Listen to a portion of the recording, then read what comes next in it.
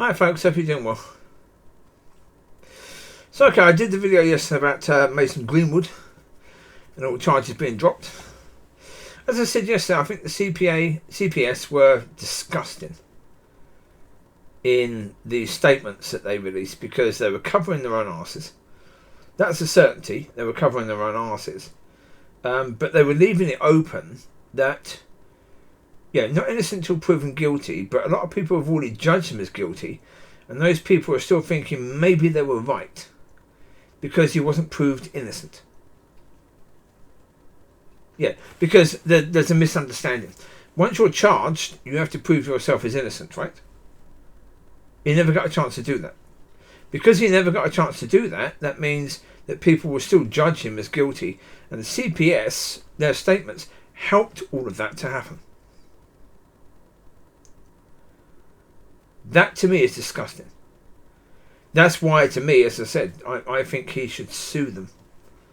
I think he should try and get 20, 30, 40 million out of them. Absolutely crush them. If necessary, give that money to victims of abuse. Fine.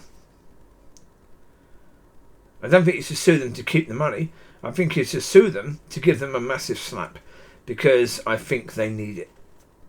I really do. Well, as I say, we had the case recently with Johnny Depp. Now, that was a case, again, where I think Johnny Depp should sue anyone who printed crap about him being an abuser. Go after them. Go after them, tear them to pieces. Absolutely tear them to pieces. Because it's wrong. So many people that did that because of their own, to make themselves look good. That's all. To sell a video, to sell a paper, to sell whatever. That's what it was about, to sell. Not caring about whether what is said is true. It's just, okay, the police have, so they must have a reason. No, as I said yesterday, the police don't necessarily need to have a reason. There are so many times when the police actually pull someone in for questioning, and they know that person isn't guilty, but they will still charge that person with that crime. Yeah. We all think that the police are these wonderful human beings who would never do anything wrong. That's complete rubbish. They're human beings like the rest of us. There's good, bad, ugly.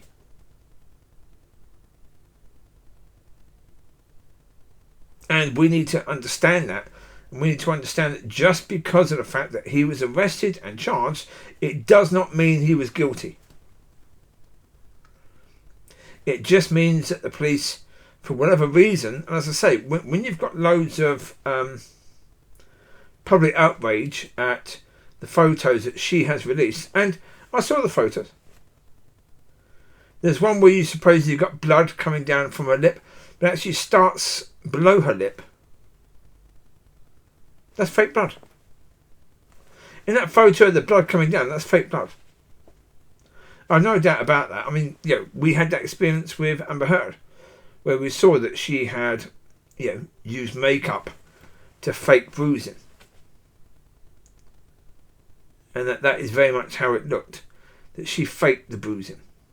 Because look, if women can use makeup to cover up blemishes on the face or the body, then can they use makeup to create blemishes? Of course. A skilled makeup artist can create anything that they want to create. That's why in movies you have scars and you have bruising that look realistic. It's all done by makeup. And the point of it is, from a phone camera, you won't get incredible detail. So therefore it looks bad, so therefore it is bad. That's how people think. Even though that could all be fake. Those photos could all be fake. Could be. The bruises could have been put there by someone else. Could have been put there by herself. A lot of abusive people, certainly a lot of abusive women, do abuse themselves as a way of making it look as if she's being abused, so that she gets support, so that she can hide her abusive nature. That is a very, very common thing.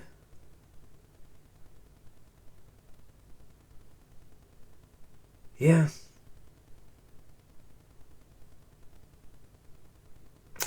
Yeah, and I've said before that it is a case that the audio, I listened to 1 minute of the audio. In that 1 minute that I heard, there wasn't a lot. In that 1 minute I heard was basically him saying to her, do you want to have sex? Her saying no. Him saying, you don't want to have sex with me? Her saying no. He said, well, I asked you nicely. And then he said, would you stop pushing me? And can you get off me, please? If you don't get off me, you won't like what I'm going to do. That's all I heard. That. So therefore, she was pushing him, right? She was on him in a way that he didn't like. So he was asking her to get off, right? Again, was she really on him? Or were they just pretending? I don't know. But I've said before that there are a lot of women who like to role play rape. But not actual rape, but gentle rape. Yeah. Being held down and being spoken to as if you are an actual rapist. It turns them on. Some women, it turns them on. Could that be the case here? Well, as I say, that there are hard questions that should be asked. There are always, before you judge people, there are always questions that should be asked. Could it be this? Could it be that? Could it be this? Could it be that? But people just jumped. And yeah, not a wise thing to do. Matthew 7 says not a wise thing to do. And you can't say, oh, but everyone else judged him, so I should be okay. No. You still have the ability to say, no, I'm not going to go there. I'm going to ask questions like, well, yeah. The question being, why did her dad say that no? He wants the audio and the pictures to be taken offline because he doesn't believe in them, and his daughter didn't want them online anyway. And he was talking about Mason as being a lovely man, and he's a wonderful nature, and he cares for his daughter, etc., etc., etc. In which case, the father's saying, what's being said about him is not true. Also, ask yourself the question: if it wasn't true, can the girlfriend, I think her name is Caitlin, could the girlfriend, or something like that anyway, but could the girlfriend have come out and said, I'm sorry, no, what you think happened didn't happen? No, because then she's going to be asked questions. Okay, what did happen? If it was some sort of rape fantasy, she's not going to come out and say that, is she? She's not going to be wanting to come out and make that public, is she, really? So, yeah. Well, because, we are quite free in our way of thinking sexually, but that's still considered as quite bizarre. Most people have never been with someone who had that sort of fantasy. It is still quite a rare thing, but it's something that is there. I don't know. It's but as I say, it is a case right now, and it's unfortunate for people now. Well, one would say it's fortunate for women now, but we're in that time when believable women is the case, and that really is public policy. And yeah.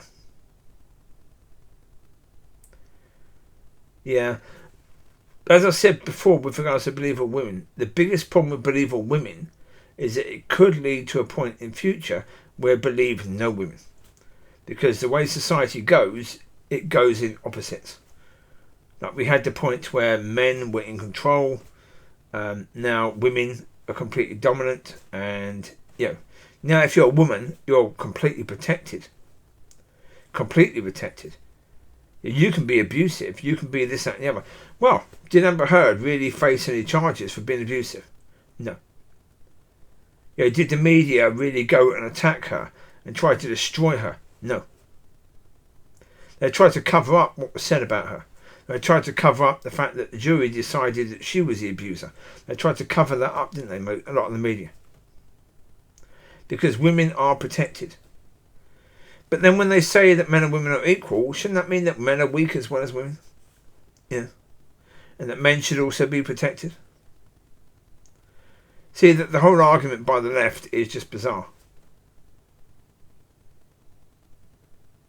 Everything about the argument on the left right now, the feminist extremes, are just bizarre.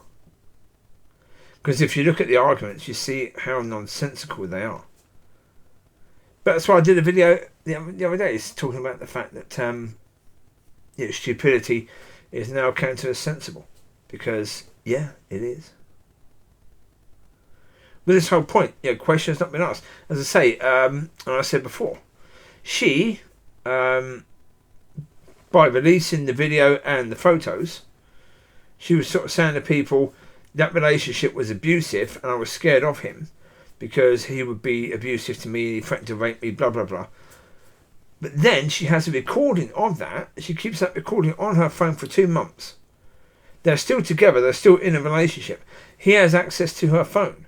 He could find that recording. Now, if he really was a nasty piece of work that would hurt her, that would beat her up, what would he do if he found that recording? Now, as a victim of abuse, would you risk having that material where he could find it and where he could attack you because he's found it? Yeah. Yeah. If you're a victim of abuse, the last thing you want to do is to gather evidence against that person, but certainly gather evidence and keep that evidence for 2 months where that person could find it easily. So I'm talking about asking questions. Just asking questions. When you ask questions, it sort of falls apart. But most people won't ask questions. And you can't judge people without asking questions. That's why in a court scenario, you've got your prosecutor and you've got your defence. They're all there to ask the big questions. If you're going to judge someone, you need to be the prosecutor and the defence. If not, you shouldn't be judging anyone.